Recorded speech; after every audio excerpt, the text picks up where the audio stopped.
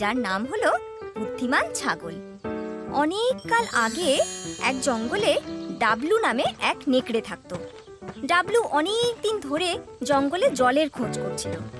জল না পাওয়ার কারণে ওর অবস্থা বেশ খারাপ হয়ে গিয়েছিল। কে জানে আমাকে আরো কত দূর যেতে হবে। এরপর যদি জল না পাওয়া যায় তাহলে আমি নিশ্চিত মারা যাব। হে ভগবান! এগোতে এগোতে একটু পরেই ডাবলু একটা কুয়ো দেখতে পায়।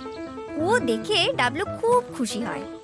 দারুণ উৎসাহের সাথে সে কুয়োর কাছে পৌঁছয় এবং তাতে উঁকি দিয়ে দেখে অল্প জলের সাথে সাথে সেখানে একটা ছাগলও ডাবলুর নজরে আসে। ডাবলু আনন্দে আত্মহারা হয়ে যায়। আরে বাস, এ তো দারুণ ব্যাপার। আজ তো জলের সাথে সাথে খাবারও মিলে গেল। ডাবলু ফটাফট কুয়োতে লাফ দিয়ে দিল। ছাগল ডাবলুকে দেখে ভয় পেয়ে গেল। ওকে এই আতঙ্ক পেয়ে বসলো যে ডাবলু হয়তো ওকে মেরে খেয়ে ফেলবে। ডাবলু জল খেতে শুরু করে দিল। আহ, কি মিষ্টি জল! খুব তৃপ্তি হলো। ডাবলু কুয়োর জল খেয়ে খুব খুশি হলো। নিজের পিপাসা মেটানোর পর যখন ও কুয়োটাকে ভালো করে দেখে তখন ও স্তব্ধ হয়ে যায়। ওরে বাবারে, এ আমি কি করেছি? আমি তো ভেবে দেখিনি যে আমি যদি কুয়োর ভেতরে লাফ দিই তারপর বাইরে বেরোবো কিভাবে। ডাবলু কুয়ো থেকে বেরোনোর জন্য লাফও দেয়, কিন্তু তার সব চেষ্টাই ব্যর্থ হয়ে যায়। যখন ও ক্লান্ত হয়ে পড়ে তখন ভয়ে সন্ত্রস্ত ছাগলের দিকে দেখে আর ভাবে, এই ছাগলটা তো বেশ সুস্বাদু বলে মনে হচ্ছে। আগে আমি এটাকে খেয়ে নিই, তারপর না হয় কুয়ো থেকে বেরোনোর উপায় খুঁজবো। ডাবলু ছাগলের দিকে এগোয়। ছাগল বুঝতে পারে না যে সে নিজেকে বাঁচাবার জন্য কি করবে। সে নেকড়েকে বলে, নেকড়ে ভাই, তুমি কি আমাকে মেরে খাবার কথা ভাবছো? তা নয় তো কি, একমাত্র কোনো বুদ্ধই এত সহজে পাওয়া শিকারকে ছেড়ে দেবে। শোনো, আমার এই কুয়ো থেকে বাইরে বেরোনোর কৌশল জানা আছে। যদি তুমি আমাকে মেরে ফেলো তাহলে তুমি এই কুয়ো থেকে বেরোতে পারবে না, আর রাতে এখানে ঠান্ডায় মরে যাবে। কেমন কৌশল? আমি কিছু সময় ধরে এই কুয়োর মধ্যে ফেঁসে আছি। জল খুঁজতে খুঁজতে এখানে এসে পড়েছিলাম। আমার এত জল তেষ্টা পেয়েছিল যে কিছু ভাবনা চিন্তা না করেই আমি কুয়োয় লাফ দিয়ে দিই।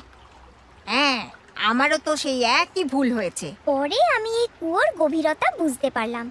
যখন বাইরে বেরোনোর জন্য চেষ্টা করতে করতে ক্লান্ত হয়ে পড়লাম, তখনই আমি বুঝে গিয়েছিলাম যে অন্য কোনো প্রাণী একমাত্র আমাকে এই কুয়ো থেকে বাইরে নিয়ে আসতে পারে। যদি তুমি আমার ওপর চড়ে লাফ দাও তাহলে হয়তো তুমি বাইরে বেরোতে পারবে। তারপর বাইরে বেরিয়ে তুমি দড়ি ফেলে দিও, আর চাইলে তুমি আমায় মেরে খেয়ে নিতে পারো।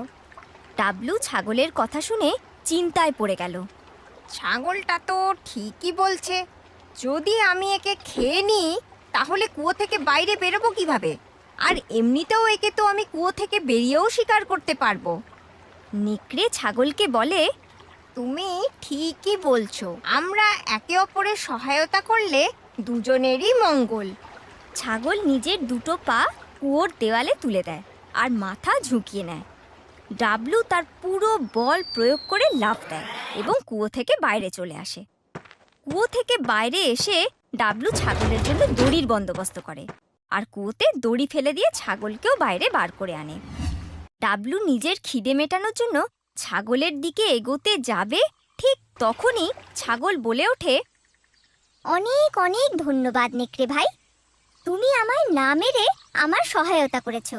তুমি চাইলে আমায় মেরে খেতেই পারতে, কিন্তু তুমি তা করনি। আমি তোমার উপকার কোনো দিনও ভুলবো না। ছাগলের কথা শুনে নেকড়ের খুব ভালো অনুভূতি হলো।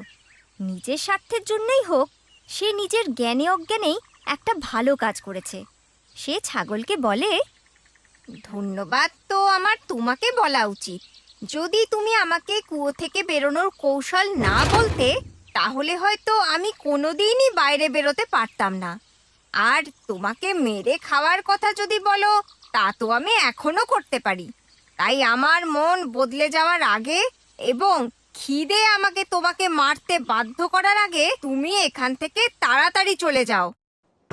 এ কথা বলে ডাবলু শিকারের খোঁজে জঙ্গলে বেরিয়ে পড়ে আর ছাগলও অন্যদিকে চলে যায়।